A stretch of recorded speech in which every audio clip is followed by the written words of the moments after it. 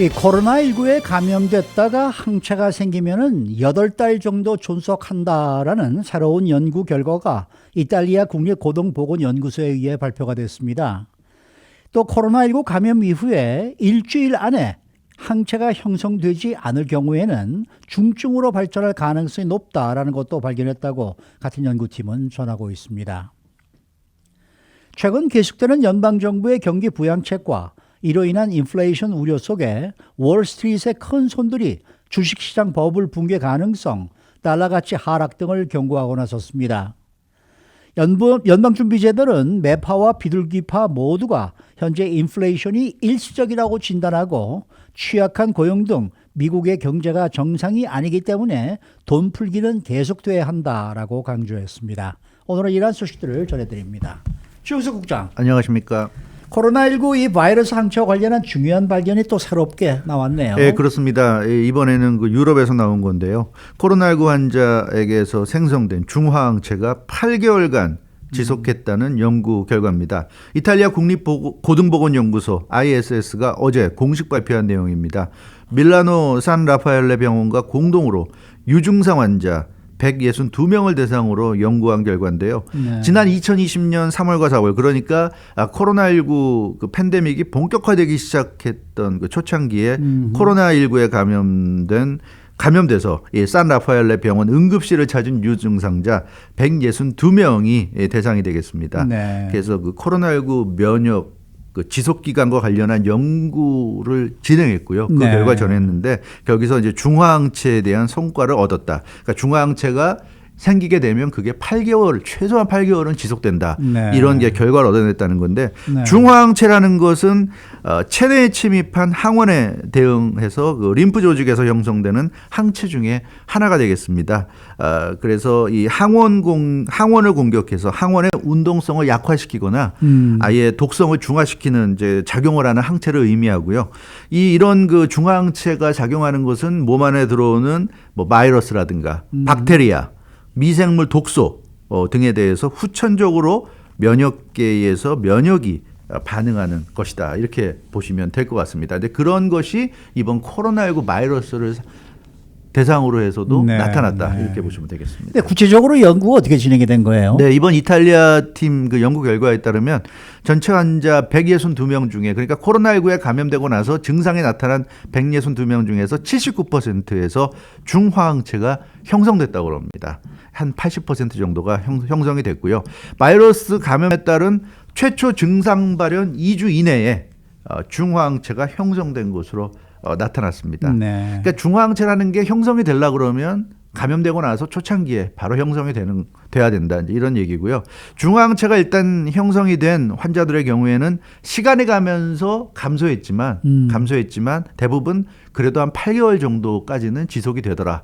이런 그 연구 결과입니다. 그리고 11월 말에 채취된 혈액 샘플에서 항체가 확인되지 않은 환자. 그러니까 이게 아까 말씀드린 대로 작년 3월, 4월에 된 거잖아요. 그리고 11월 말에 작년 11월 말에 같은 환자들에 대한 혈액 샘플을 채취했더니 항체가 확인되지 않은 환자가 162명 중에 3명에 불과했다. 그러니까 대부분은 3, 4월에 항체가 발견된 그 환자들에게서 이 중화항체가 11월에도 계속 발견이 됐다는 얘기예요. 그런 얘기입니다. 그래서 한 8개월간 존속이 된다는 걸 이렇게 발표를 한 거고요. 그런 점에서 중화항체가 상당히 오래 지속이 된다는 걸 우리가 알 수가 있습니다. 그런데 이번 연구에서 특이한 점은 없었습니까? 특이한 점이라고 한다면요, 연구 대상이 고령자들이었어요. 평균 연령이 63세, 남성들이 67%. 그러니까 역시 그 고령자들이 많았고 남녀로 보면 남자들이 많았습니다. 그러니까 남성 고령자들이 역시 압도적이었고요.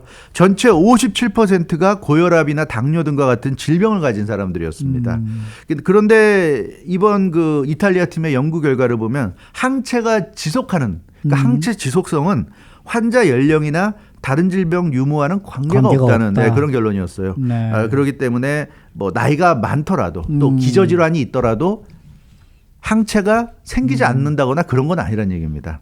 그래서 이것은 고령자들 또 기저질환자들에게도 희망이 되는 그런 발견이다. 이렇게 말씀드릴 수 있겠습니다. 이번 연구진은 뭐 그 밖에도 또 다른 중요한 발견을 함께 했다고 지금 발표를 했는데요. 네, 그렇습니다. 이 바이러스에 감염되고 나서 일주일 이내에 중화항체가 생성이 되는 것이 중요하다고 이렇게 얘기하고 있습니다. 네. 그러니까 이 중화항체라는 이 항체가 형성되려면 감염되고 나서 일주일 안에, 그러니까 빠른 시기에 형성이 돼야 된다는 거예요. 네. 만약에 일주일 안으로 중화항체가 생성되지 못하는 그런 코로나19 감염 환자들은 중증으로 발현될 가능성이 높다는 겁니다. 네. 그러니까 중증으로 가지 않는 사람들은 몸 안에서 뭐 면역 체계가 좋아서 그럴 수도 있고 어찌 됐건 간에 면역 체계에 의해서 이런 그 항체가 만들어져 가지고 바이러스에 바로 대항을 한다는 거죠. 몸 안에 이상 물질이 들어왔으니까 당연히 몸 안에서는 여기에 대항을 해야 되는 겁니다. 근데 일주일까지도 그런 대항이 안 된다 그러면 그 환자는 이런 그 항체를 만들어낼 능력이 없다고 봐야 되는 거예요. 아니면 굉장히 떨어져 있거나. 그렇기 때문에 그런 사람들은 대부분 중증으로 간다. 이렇게 되는 거예요. 그래서 이 이탈리아 팀이 내린 결론은 코로나19에 감염되고 나서 일주일 안으로 이런 항체가 만들어지지 않는 환자들은 바로 병원에 입원시켜가지고 케어해줘야 된다. 그래서 이 환자들에게는 아주 안정적인 환경에서 케어를 해줘야 이 사람들이 중증으로 가서 위험한 상황으로 가지 않을 수 있다는 얘기예요. 그런 점. 그래서 이건 굉장히 중요한 발견인 것 같습니다. 그래서 항체를 생성 못하는 감염자들은 이건 굉장히 위험하다는 거예요. 위험하다는 얘기고. 연구진은, 근데 이거는 뭐 162명이라고 그러면 뭐 많다면 많지만 적다면 적은 숫자이기 때문에 그래서 이 앞으로 추가 연구가 좀 필요하다. 이런 입장도 내놨습니다. 그래서 이 발견이 중요한 것은 이건 이제 자연항체잖아요. 자연항체인데 인위적인 항체가 코로나19 백신을 우리가 주사한 그 인위적인 것도 사실은 좀 비슷하다는 얘기입니다. 그래서 이런 어떤 면역 반응이 결국 우리가 자연항체가 없기 때문에 인위적으로 백신을 주입해서 인위적 항체를 만들어내는 거잖아요. 그러니까 항체를 만들어내는 거는 비슷하다는 겁니다. 그렇기 때문에 코로나19 백신을 맞은 뒤에 이런 면역 반응이 나오는지 살펴보는 게 굉장히 중요하다. 그러니까 대부분은 아마 이 백신을 맞으면 항체가 생기는 것으로 그렇게 우리가 알고 있지만 그러나 어찌됐건 뭐 어떤 이유로건 항체가 생성이 안 되는 경우도 있을 수 있다는 얘기예요. 그래서 그런 점을 살펴봐야 된다. 어떤 사람이 과연 백신 주사를 맞아도 항체를 못 만들어내는지 그런 걸 알 수 있다 그러면 그 사람들은 또 다른 대책을 만들어야 되겠죠. 근데 그런 면에서 이번에 그 이탈리아 연구팀이 이 발견해서 발표한 이런 내용들은 굉장히 좋은 내용이 아닌가. 우리가 좀 참고할 부분이 많이 있는 것 같습니다. 오늘 아침에 지난달 물가지수가 발표가 됐는데 좀 예상보다 높게 나왔어요. 그렇죠. 그런가 하면은 또 요즘 뭐 음식이나 서비스 가격들이 오르면서 인플레이션에 대한 우려의 목소리가 점점 더 높아지고 있는 건 사실입니다. 그렇죠. 근데 연방준비제도는 이걸 그렇게 받아들이지 않고 있는 것 같은 느낌이 들어요. 네, 그렇습니다. 그 월스트리트의 거물급 투자자들, 큰 손들이 거품 붕괴 가능성을 지금 제기하고 나섰습니다. 지난해 초부터 역대 최대 규모 돈 풀기를 지금 연방준비제도 또 조 바이든 그러니까 연방 정부가 계속 하고 있는데 그런 천문학적인 돈 풀기의 부작용이 조만간 가시화할 것이다. 이런 경고를 월가의 큰 손들이 지금 내놨어요. 근데 그 아시다시피 페드가 그러니까 이 연준이 작년에 팬데믹이 시작된 후부터 매달 1,200억 달러어치의 미국 국채를 지금 매입해서 시장에 유동성을 공급하고 있습니다. 국채를 매입하면서 돈을 1,200달러를 매달 지불하기 때문에 그만큼 시중에 계속 돈을 좀 풀고 있는 거거든요. 그게 지금도 계속되고 있어요. 그렇기 때문에 여기에 대해서 월가의 큰 손들이 좀 우려를 표명하고 나선 겁니다. 더군다나 이것만 있는 게 아니라 조 바이든 행정부 출범 이후에 강력한 지금 경기 부양책이 실시되고 있잖아요. 그래서 1조 9천억 달러가 이미 풀렸고 지금 계속 인프라스트럭처와 관련된 경기 부양안을 1차, 2차 인적 인프라스트럭처, 물적 인프라스트럭처로 나눠가지고 또 뭐 6조 달러인가 지금 한다고 그러잖아요. 굉장히 많은 액수가 또 풀릴 예정이기 때문에 월가 큰 손들이 이러다가는 정말 큰일 난다 이렇게 공개적으로 경고했는데 연방준비제도는 전혀 동의하지 않고 있습니다. 그거는 뭐 월가 큰 손들의 주장일 뿐이고 지금 물가가 오르고 있는 건 사실이지만 통화팽창 정책은 지속하겠다. 계속 경기부양책 하겠다. 왜냐하면 이건 그냥 일시적인 인플레고 미국 경제가 그렇게 좋지 않다는 얘기예요. 지금 수치상으로는 좋게 나타나고 있지만 일반인들 특히 서민들 이런 사람들 스몰 비즈니스 좋냐는 거죠. 지금 안 좋다는 거예요. 그러니까 일부 뭐 대기업들 좋고 일부 수치가 좋다고 해서 지금 이걸 또 다 걷어들이고 뭐 이자를 올리고 이런 식으로 하다가는 그러다가는 지금 미국 경제가 제대로 지금 좋은 상태가 아니기 때문에 다시 또 큰일을 당할 수 있다. 그래서 페드는 반대하고 있습니다. 네. 근데 뭐 항상 나오는 얘기는 지금 모든 시장에 거품이 끼어 있고 네. 또 거품이 계속 네. 커지고 있다. 그래서 이대로 방치하다가는 자칫 붕괴될 수가 있다. 이런 지적들이 나오고 있는 거 그렇죠. 아니겠습니까? 그래서 오늘 앞서 말씀해 주신 대로 소비자 물가지수가 좀 발표가 됐잖아요. 네. 4월 소비자 물가지수 좀 우리가 그동안 기다려왔는데 12년 만에 최대폭으로 좀 글쎄요. 상승한 것으로 나타났어요. 그래서 거품은 분명히 좀 끼어 있는 것 같습니다. 특히 뭐 원자재 가격이나 이런 것들이 많이 지금 오르고 있는데요. 그래서 이 연방준비제도의 인플레는 일시적인 것이다 하는 얘기에도 불구하고 월가 큰손들이 그것에 대해서 좀 강력한 목소리를 내고 있는데 특히 레이 달리오 헤지펀드 브리지워터 애소시에이트의 창업자 겸 최고 투자 책임자가 어제 그 월스트리트 저널 행사에 참석해서 아주 강력히 경고하는 목소리를 냈습니다. 미국 경제에 지금 너무 많은 돈이 풀리고 있다. 이렇게 얘기하면서 조 바이든 행정부의 경기 부양책 또 연방준비제도의 계속되는 돈 풀기를 비판했는데요. 거품이 생기고 있는데 그것이 물가 상승, 달러 가치 하락을 동시에 지금 유발하고 있다. 이렇게 분석을 했습니다. 그래서 경제 생산성을 높여야 하는데 경제 생산성을 높여야 지금의 이런 과열 분위기를 막을 수 있는데 지금의 과열 분위기가 워낙 속도가 가파르기 때문에 쉽지 않다. 이렇게 좀 지적을 하고 나섰습니다. 참고로 이 레이 달리오 브리지워터 어소시에이트 창업자 겸 최고 투자 책임자는 이 브리지워터 어소시에이트를 아마 주식하시는 분들은 다들 알고 계실 거예요. 세계 최대 헤지펀드입니다. 약 1,800억 달러를 다루는 이 헤지펀드 하나가 지금 1,800억 달러를 다루는 세계 1위의 헤지펀드 회사고요. 그야말로 월가의 전설입니다. 이 사람을 미국 금융계의 스티브 잡스라고 지금 그렇게 부르고 있고요. 20세기가 워런 버핏의 시대였다고 한다면 21세기는 레이 달리오의 시대다. 이렇게 좀 얘기할 정도로 월가에서 가장 영향력 있는 전설적인 인물 중에 한 명인데 이 사람이 어제 그 월스트리트 저널 행사에 참석해서 이렇게 아주 공개적으로 연준과 조 바이든 행정부의 경기 부양책에 반기를 들고 나섰습니다. 근데 또 다른 헤지펀드의 아주 뭐 전설적인 인물로 불리우는 분도 또 이 언론과 인터뷰에서 연준을 지금 비판한 것 같아요. 그렇죠. 또 나섰어요. 그래서 역시 월가가 좀 역시 예민하다는 거 우리가 좀 느낄 수가 있는데요. 헤지펀드의 또 다른 전설이죠. 스탠리 드라켄밀러, 이 드큰스 패밀리 오피스의 회장입니다. 요즘은 그 패밀리 오피스로 가고 있죠. 그래서 패밀리 오피스 회장인데 이 사람도 헤지펀드의 전설이었고 헤지펀드 회사를 이제 패밀리 오피스 회사로 바꿨는데 이분도 최근에 CNBC와 인터뷰했는데 그 경제 호황에도 불구하고 연방준비제도가 계속 지금 사실상의 제로금리 유지하고 있지 않습니까? 네. 저금리를 유지하면서 수조 달러 채권 매입을 계속한다는 것은 굉장히 위험한 발상이다. 정면으로 비판했어요. 모든 자산에 거품이 발생하고 있다는 것에 의심할 여지가 없다. 이런 얘기도 했습니다. 그래서 지금 시장을 광기에 빠졌다는 그런 아주 극단적인 표현까지 사용했는데요.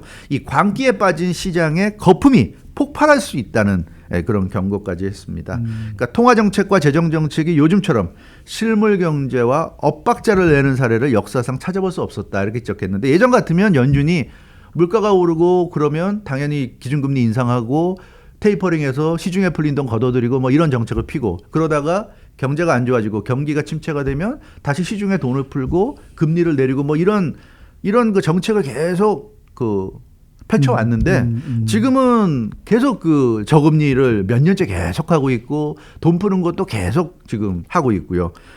기준금리 올리지 않고 있고 이러다 보니까 통화와 재정정책이 있는지 모르겠다 이런 얘기예요. 실물 경제에 엇박자 내고 있다. 그래서 과도한 부채와 적자를 부르는 정책이 지속된다면 달러화 가치가 계속 지금 약해지고 있는데 15년 안에 기축통화의 지위를 잃을 것이라는 이런 그 예측까지 내놨습니다.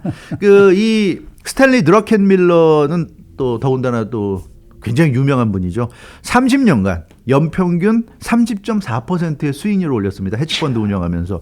그러니까 30년을 매년 30% 이상의 수익을 낸 정말 그 월스트리트의 전무후무한 기록을 세운 정말 전설 중의 전설입니다. 이런 기록을 세운 사람이 이 사람밖에 없죠. 30년을 1년도 빼지 않고 30% 이상 수익을 올렸고요. 이 사람이 어떻게 이런 수익을 매년 올릴 수 있냐면 세계 경제 흐름을 바탕으로 투자하는 이른바 글로벌 매크로 투자 기법을 창설해서 그 기법대로 투자하는 아주 투자의 달인입니다. 그래서 조지 소로스와 함께 헤지펀드의 황금기를 이끈 인물이고요. 월스트리트 최고의 돈 버는 기계라는 그런 닉네임을 얻을 정도로 정말 그 돈 버는 재주를 가진 인물인데 이런 인물도 연방준비제도와 조 바이든 행정부의 경기부양책을 강력히 좀 비판을 하고 나섰습니다. 근데 뭐 문제는 연준은 아니라 그래도 뭐 동의하지 않는다는 네, 입장 아니에요? 네, 그렇습니다. 연준은 동의하지 않고 있어요. 그 부분은 비둘기파나 매파나 같습니다. 네. 그러니까 이 통화 긴축을 해야 될 상황이 아니라는 얘기예요. 지금 일시적으로 과열돼서 물가가 상승하고 있지만 고용 회복 속도가 여전히 느리다는 겁니다. 그러니까 이 고용 회복 속도가 느리고 지표는 여러 가지가 나오고 있는데 지금 이 연준에서 얘기하는 거, 연준의 이사들이 얘기하는 거는 다 같은 얘기인데요. 지표를 자기에게 유리한 것만 보지 마라. 이런 얘기를 하고 있습니다. 그러니까 지표를 월가의 큰 손들은 자기들한테 유리한 지표, 자기가 주장하는 것에 유리한 것만 가지고 이렇게 제시하면서 주장을 하고 있다는 얘기예요. 그렇게 봐서는 안 된다는 얘기니까. 수치에 오르란 얘기고요. 그래서 지금 현재 굉장히 경제가 좋은 것 같고 화랑새인 것 같지만 고용 회복 속도가 느리기 때문에 아직도 일자리를 찾지 못하는 사람이 많고 제대로 돈을 벌지 못하는 사람이 많은데 어떻게 지금 상황에서 경제가 좋다고 이자 올리라고 그러고 뭐 돈 풀기를 중단하라고 그러고 그렇게 하면 안 된다. 이런 얘기입니다. 그래서 지금 상황은 일시적인 현상일 뿐이다. 이게 연준의 얘기가 되겠습니다. 그렇다 그러면은 뭐 연준이 그런 입장을 계속 유지한다 그런다 그러면은 뭐 테이퍼링에 나서거나 금리 인상을 단행할 가능성은 당장은 없다고 없죠. 연준은 최소한 거죠? 6개월 정도의 여유를 그렇죠, 두고 그렇죠. 예, 노티스를 하게 됩니다. 그렇기 때문에 일단은 뭐 올해 안에 테이퍼링할 가능성은 지금으로서는 그렇게 높지 않은 것으로 보여지고 있고요. 네. 제임스 블러드 세인트루이스 연방은행 총재는 코로나19를 변수라고 또 지목하고 있어요. 바이러스가 더 이상 위협이 되지 않는다는 분명한 징후가 나타나야 된다.